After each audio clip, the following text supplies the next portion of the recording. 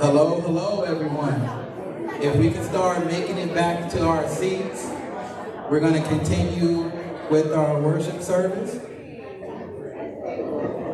All of the pretty people hugging and talking. Hello, welcome back. I would like to say, everybody, as Eric McGarty has said, the eagle has landed. He is here. I would like, it's my pleasure to introduce Danny, and he'll be giving our lesson today.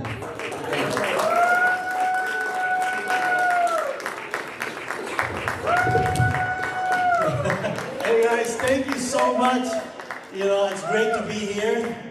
A lot of things happened. Reese, we were supposed to be here. Unfortunately, Reese is sick right now. So he can't come. And I told Reese, bro, your health is more important. Don't worry about me. I'm gonna work it out. I'm a Filipino. Whatever it takes. If I have to go 3-4 hours or 5 hours bus, I'm gonna go to Temecula. So he worked it out. I went to I took the Amtrak from West Union Station to Oceanside, and then Jay, the great brother, who helped me out, picked me up there, and he was speeding. I was just hoping there's no police right there. But when he got me, he said, the eagle has landed. I said, bro, are you missing your life before in the military? Anyways, I'm just so happy to be here. It's an honor for me.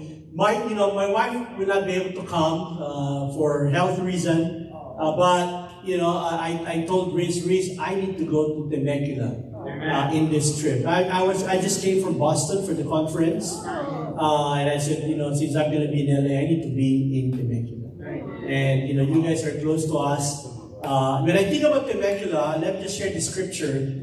Philippians chapter 1, it says, I thank my God every time I remember you in all my prayers for all of you. Oops, I'm sorry. Oh, I destroyed this one. Sorry. Because of your partnership in the gospel from the first day until now, being confident of this, that he who began a good work in you will carry it on to completion until the day of Christ Jesus. Amen. The word is partnership.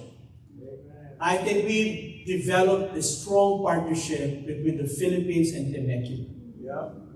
And I can never miss this time. I'd like to say thank you. You guys have been helping out the work in the Philippines through your love and generosity. And I know that it's tough and challenging for you guys, but you guys are still sacrificing for us. I'm going to share to you guys what happened to us in the Philippines so that you would know that every time you sacrifice and your generosity is producing fruit in the Philippines. But thank you for the partnership, thank you for the love, and I hope that one of these days you guys can go and visit our place. Casey Ann and they've been there. Casey Ann she was in her ministry in Cebu. Until they get her and brought her to different places. But they're doing great. I appreciate the time. But our place is so beautiful. You guys gotta check it out. Anyways, I thought about the lesson today, and the title of my message is In His Presence. I know Reed's doing a great job helping out the church get connected with God even more. I thought about the lesson. What would I share to Temecula Church? And I thought about this scripture in Psalm 16, verse 11. So the title of my message is In His Presence. And I thought about scriptures. We were going to go with the whole chapter. I thought about verse 11. It says, you make known to me the path of life. You will fill me with joy in your presence, with eternal pleasures at your right hand. And I took different version. It says, NCV, being with you is another term. Being with God. I mean, David's heart was, man, it's so great to be able to be with you. So what we're going to do right now is we'll go first few verses in Psalm 16. We'll read it and I have to do some introduction with that. And then the rest will be my points. Okay, so let's say a word of prayer. How many minutes before that? How many minutes do I have? Because I might forget. How many minutes should I preach? 30 minutes? 25? 20? Let me know if you guys are ready. Okay, let's say a word of prayer. God, thank you so much for this beautiful time you've given to us, and God, for protecting me to be here, for loving the church in Temecula. Thank you, God. I pray, open our hearts so wide that we can understand you even more. In your presence, that's the most important thing. There could be many situations that would worry us or will get our attention. But the most important thing is that we will be with you, Father. Bless this time. In Jesus' name we pray. Amen. Okay, let's go read Psalm 16, 1-7 first for my introduction. It says, "Keep me safe, my God, for in you I take refuge. I say to the Lord, you are my Lord. Apart from you, I have no good thing. I say of the holy people who are in the land, they are the noble ones in whom is all my delight. Those who run after other gods will suffer more and more. I will not pour out libations of blood to such gods or take up their names on my lips. Lord, you alone are my portion and my cup. You make my lot secure. The boundary lines have fallen for me in pleasant places. Surely I have a delightful inheritance. I will praise the Lord, who counsels me. Even at night, my heart instructs me." What a beautiful scripture, written by David. What I would do normally when I do Bible studies, I go to different version to be able to get the most of the scripture. As I'd like to do that here, let me just share to you a different version, NCV, and I highlighted some things that we can take note. This one alone can be a lesson already. It says Psalm, and it says here,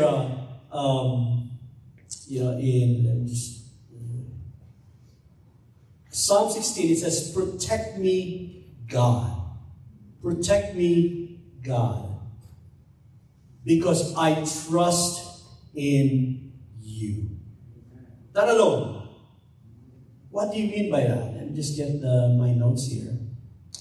So when you look at that scripture, I think of protect me is shaman in Hebrew. And then there's a word,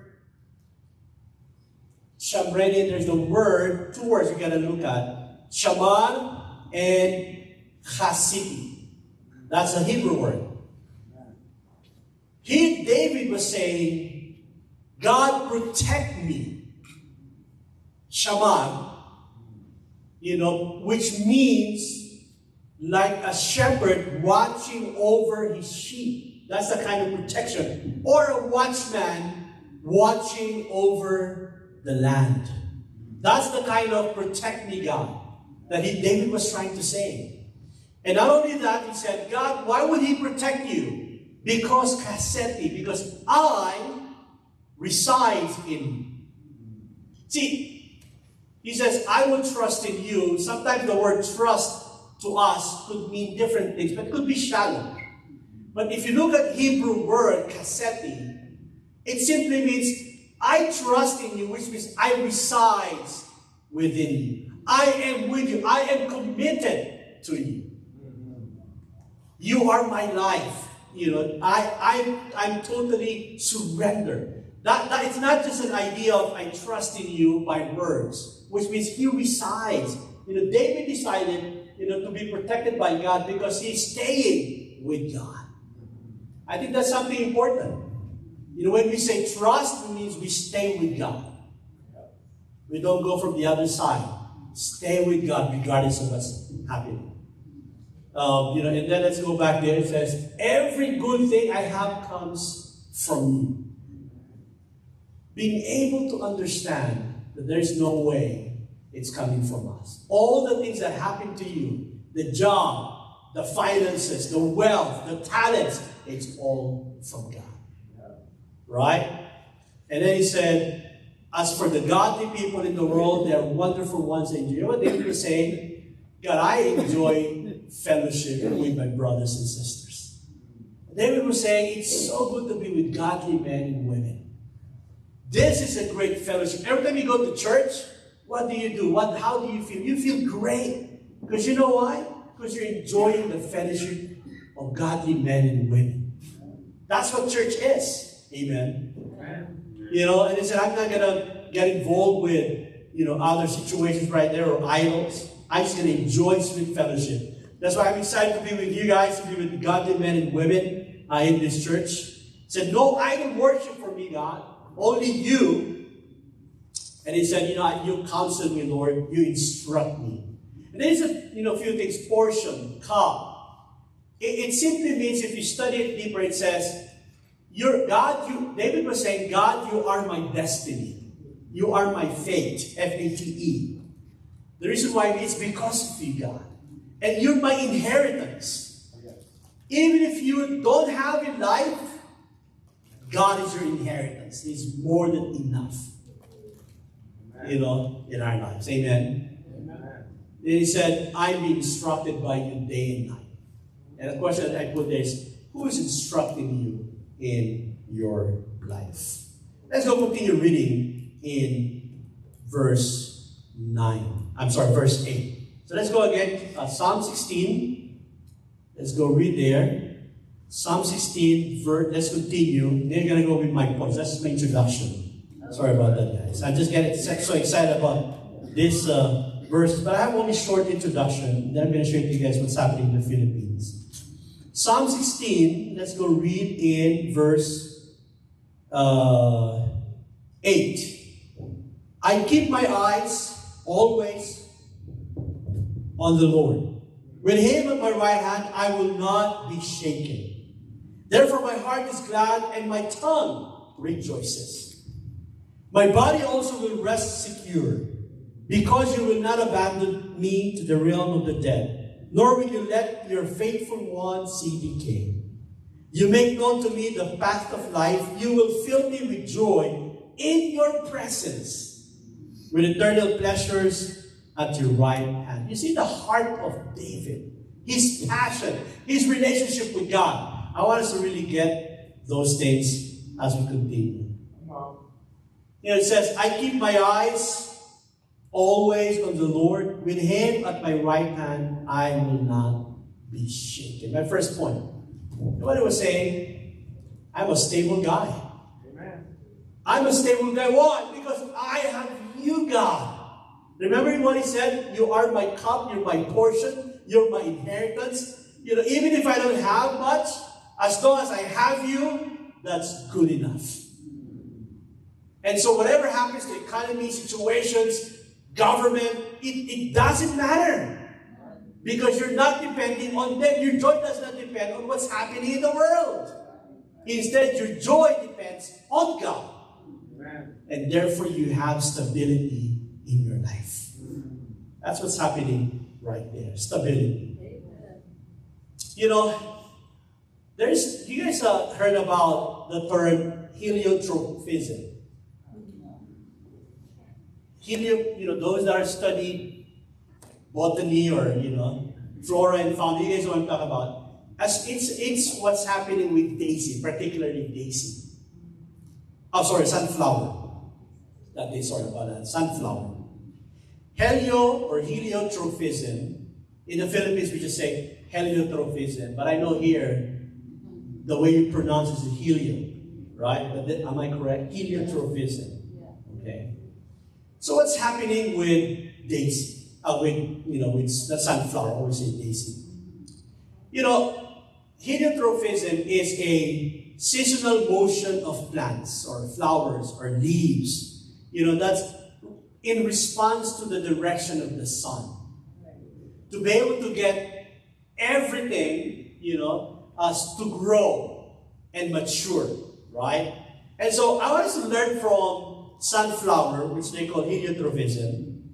Basically, the nature of this sunflower is catching the sun.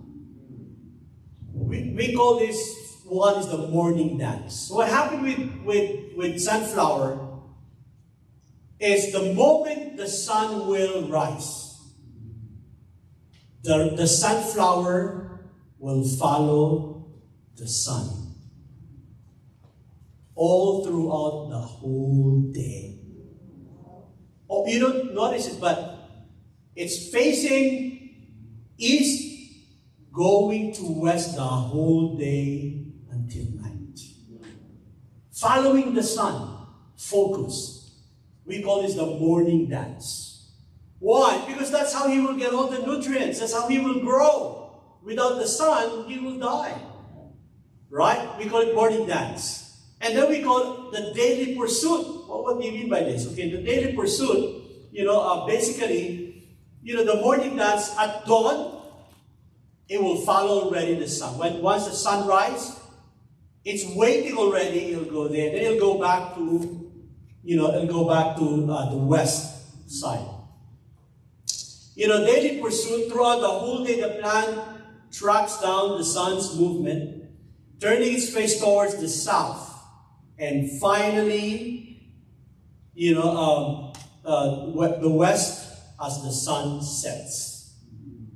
Throughout the whole day, it's following the sun. And then it'll go to west, right? The whole day, that's what's happening. And then at night, so it'll go from east at dawn, the whole day, and then the sun will, what do you call this? The sunset. So it will, it will go down, the whole night. The sunflower will go back, waiting for the east at dawn. That's what's happening. He was, the flower is excited to be there. So the whole night, it was moving, preparing, going from west to east, waiting for the sunrise, the night turn. And then, what happened to sunflower, at a certain time when it matures, or mature already, it will no longer move. It will be steady east the whole time until it dies. Isn't that awesome? I mean, I think about us always looking at God. You want to grow? You want to be in God's presence? Follow the sun. And in the night, go back and be excited to wait for the sun. And when you're mature, you're just steady. Till the day God says, it's time for you to be with me. It's amazing. Yes. Amen. Heliotrophism. Heliotrophism. That's what will cause us to be stable as disciples, regardless of the situation. Inside the church, outside the church. And I thought about the scripture in Hebrews 12. Therefore, since we are surrounded by such a great cloud of witnesses, let us throw off everything that hinders and the sin that so easily entangles. And let us run with perseverance the race marked out for us, fixing our eyes on Jesus, the pioneer and perfecter of our faith. For the joy set before him, he endured the cross, scorning its shame, and sat down at the right hand of the throne of God. The Hebrew writer was saying, guys, we are surrounded by great clouds of witnesses. People that are, godly people, men and women who died for the Lord. And also those that are like, you're surrounded by such great clouds of witnesses. Instead, throw off everything that hinders you to grow. Things that probably hurt you or made you bitter or you don't want to forgive people. Anything that hinders you, throw it off. And how would you do that? Focus on on God. Fixing your eyes on Jesus, not situations. Because if you focus on situations, it's hard. See, Butcher's been through a lot. We've been through a lot. Many times. And yet the only solution for us to survive and grow and thrive, not focus on people, not focus on situations, focus on Jesus. Like that flower, heliotrophism. Be excited with Jesus until we become mature. We had difficult years, right? For us in the Philippines, we had 2025 was a difficult year. Why did I say that? Last year, we've experienced 3 volcanic eruptions. Major places, Canlaon, Taal Volcano, Mayon. These are big, huge volcanoes in the Philippines. All of them erupted last year. And so it affected all of us. Flights were canceled. That was hard. Households, it was really challenging. And then we've also experienced 2 major earthquakes. Last year, in Davao, in Mindanao, where Tizian is near, there was a 7.2 magnitude that destroyed some places, roads. But Cebu, we also were hit by another earthquake that's 6.9, but destroyed a lot of houses, because we didn't know that there was a fault. And so houses where we have disciples that their houses, eaten by the land. We have a hope center that is no longer cannot be used anymore because it's no longer stable. We can't use that anymore. We have disciples, 22 of them, had to go and live in the tent for a while because of the 12,000 aftershocks. In my place where I'm living, Cebu, last year, it was hard. It was hard for us. See, not only that, last year too, after a month of the earthquake, we've experienced a major cyclone in Cebu. These are the pictures. 200 plus people died in my hometown, in my place. Houses were, even my own car was not spared. It was submerged into water. We have disciples had to go to the roof and get rescued because the water, second floor, already went up. We have a sister, around 1 o'clock in the morning, had to evacuate because the water is already up to her neck. So they went out. The next day they came back, there's no more house. In front of our subdivision, 13 of them in one household died. Just like that. Seconds. Died. One family, they were evacuated in a place like a basketball court, covered court. Instead of people there, coffins. One guy, 9 of his relatives passed. His wife, kids, in-laws, all died. It was really hard.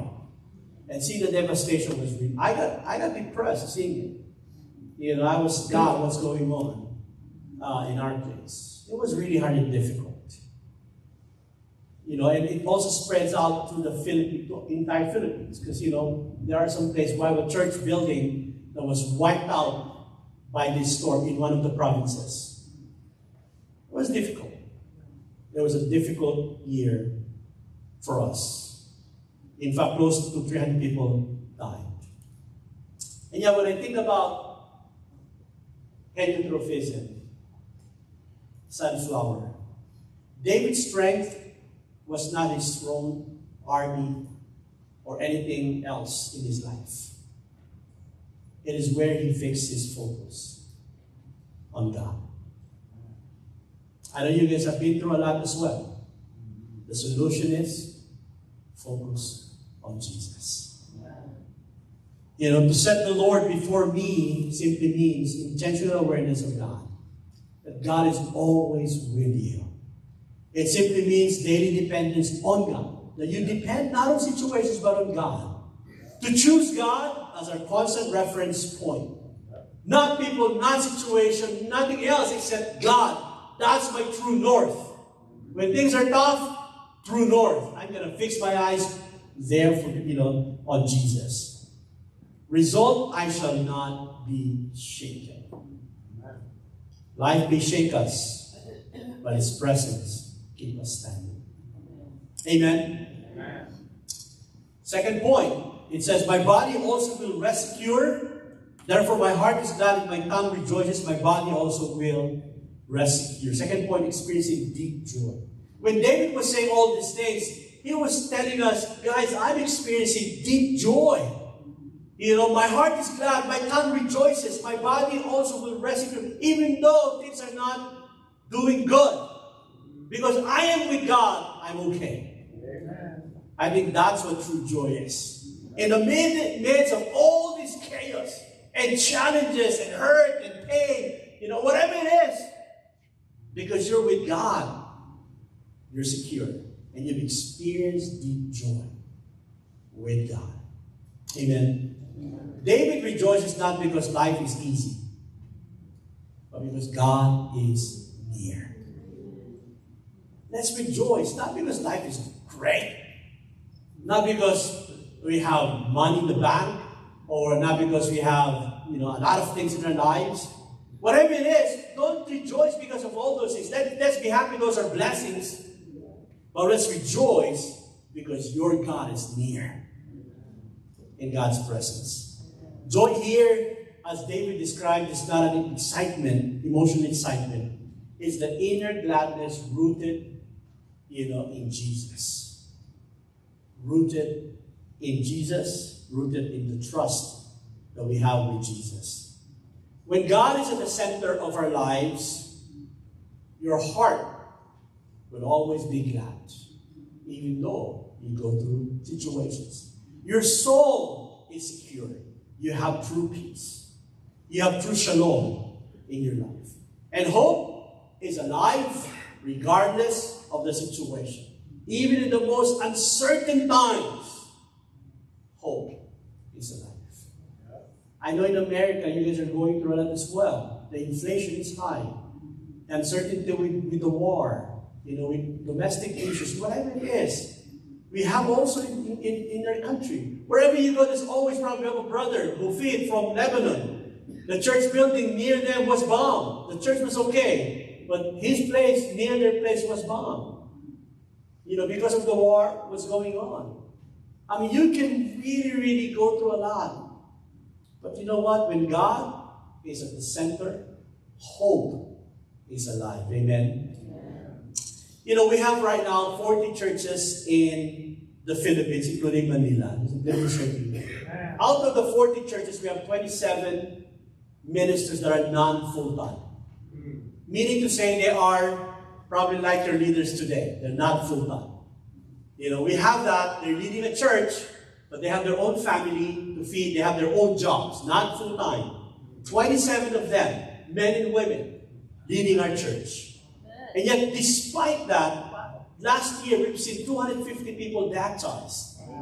And despite all the calamities, all the volcanic eruptions, all the cyclone, all the earthquakes, because we rejoice with God, hey, you know, just wanting to focus, fix our eyes on Jesus, we've seen 250 souls last year.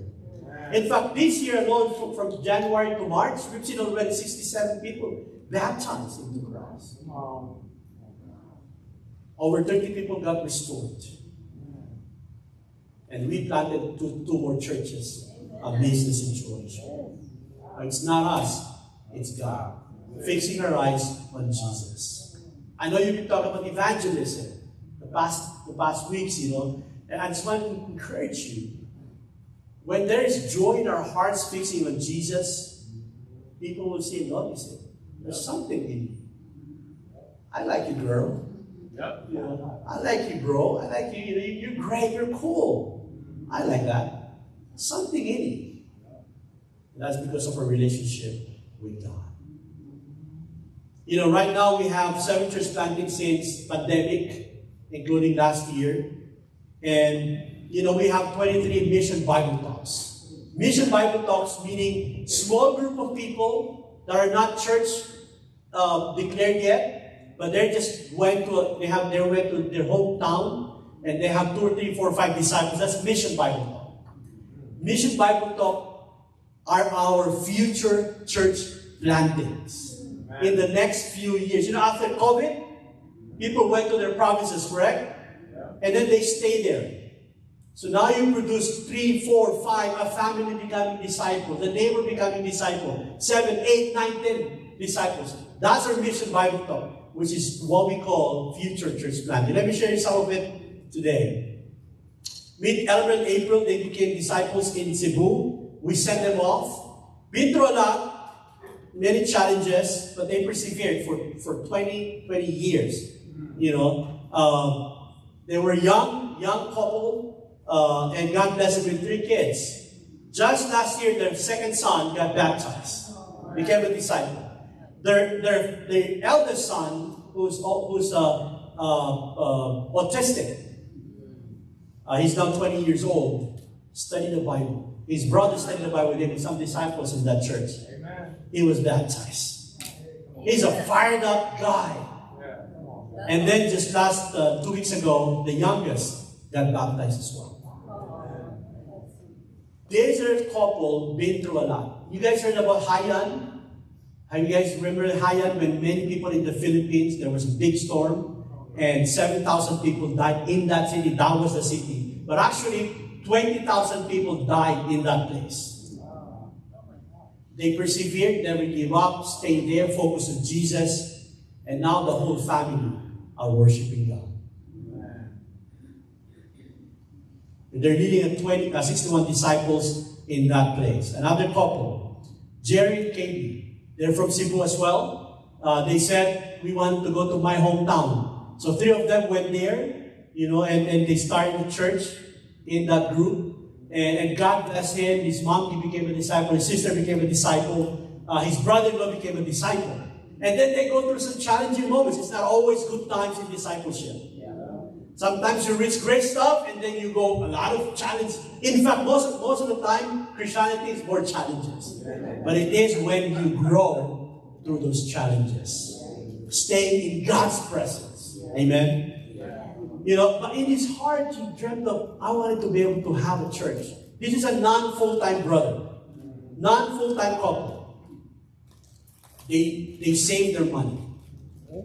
They have their own job. They saved their money because they wanted to put up a church. Last year, they built a house. Downstairs is their church building. From their own pocket. From their own savings. They purchased a lot, and now we have a church building. In that place. This is where Boracay, nice beach in the Philippines. They call it Village 88 Community Center, so they can also reach out to to their community. You know, they do hydroponics. The lady they've been helping out became a disciple as well.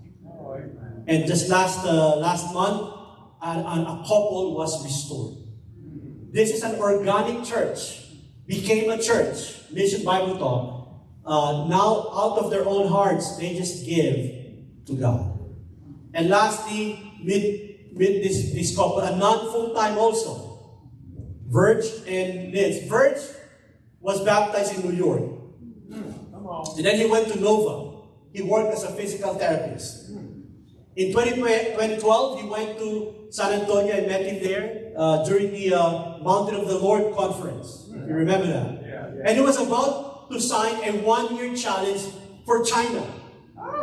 And I said, brother, are you Chinese? No, you're Filipino. I have so many places to be planted in our place. Not against China. I mean, bad people sign up. You go and sign up for the Philippines. And he thought about that. He prayed. And then he said, okay, I'm going to go. He said, brother, you'll be a missionary. You'll be leading together with 5 singles, leading a church. So they went to Cebu, trained them for a few weeks. And then we sent them 5 single disciples, leading the church. From 5 members to 80 disciples. In Dumaguete. 80 disciples. They're not full-time. And then Verge got married to, from Cebu also. I appreciated the wedding. And then I said, and then they would go to another island. They would take boat every week to be able to study the Bible with people in another island. They baptized 1. And then they baptized 3. 4, 5, until they became 15 disciples. I said, Verge, let's plant the church there. Amen, bro. You lead the church. And he prayed 2 years. That's how hard his heart. 2 years. I said, bro, come on, let's do it. Bro, then give me some time. Okay. And so from 1 month to 6 months, you can't force it. And then after 2 years, bro, that's how hard your heart, was. It's just a joke we're saying. And then he led a church together with his wife. We sent him there. There's another mission Bible talk. From 15 today, there are 30 disciples. None full-time. I'm sharing this to you guys because these are the people that you guys helped out through your giving. Not just fake, not just figures, faces. Faithful men and women that you guys have helped. I want you to know, because of our partnership, you were part of this good news. It's not only that you guys were part. And I say thank you for being there, for helping us out. I want you to know this is important to you guys. You might not see it. Now you're seeing the faces. These are the people, men and women, you help out. In your giving, your special contribution. Next point, verse 10. Because you will not abandon me to the realm of the dead, nor will you let your faithful ones see decay, living without fear, or living without fear. This particular scripture is special because when David said this, he wasn't just talking about his time. This scripture was mentioned by Peter in Acts chapter 2. It was a foreshadow. It wasn't just about David, actually. It was about Jesus. So it becomes bigger. It says, the verse points beyond David to Christ. Acts chapter 2, 25 to 31. And he was saying, because Jesus conquered death, there's nothing to fear. Yeah. I think the message that David was saying, God, I don't fear anything because I am in your presence. But actually, when he said that, he didn't know that he was prophesying about Jesus. That will happen, that peace, that calmness, that joy will only happen because Jesus conquered death. Presence brings assurance even in the face of death. There's nothing to fear because God overcame. He overcame death. And so we're not only secure now, we're secure tomorrow. So we don't fear our lives. That's what David was saying. It's a foreshadow of David. And last point, you make known to me the path of life. You will fill me with joy in your presence, with eternal pleasures at your right hand. What God promises is not only great times when we die. It is that here, you can enjoy life to the full. With God, you can enjoy life to the full. That's what he was saying. God does not just give life, he guides it. He allows you to go through things. When we walk with God, he reveals the path step by step. Not partial joy, nor temporary happiness, but fullness, completeness, overflowing joy that only in God's presence you can experience. Everything else promises joy, but none of them can sustain the joy that he promised. Only God's presence satisfies the human soul. In our hearts, there's always a hole in our heart, an emptiness in our heart that only God can fill it up. Money cannot satisfy you. Fame cannot satisfy you. Even gifts and talents cannot satisfy you. Even relationship. That void was put by God only to be filled by God. Then you'll experience true joy. In his presence, we can smile and be at peace. So whatever happens to us, whether past, present, or future, stay with God. Just like that sunflower. Excited, even at dawn, waiting for God, waiting for the sun to rise. And in the moment it stops, going back again. And it's been done for months and months until one day it's fully mature. It's just steady, waiting for God. Then God says, well done, faithful and great servant. And thank you so much for the opportunity you gave me to preach. And I pray And I hope that all of us will continue to fix our eyes on God, regardless of the situation. We love you guys. To God be the glory.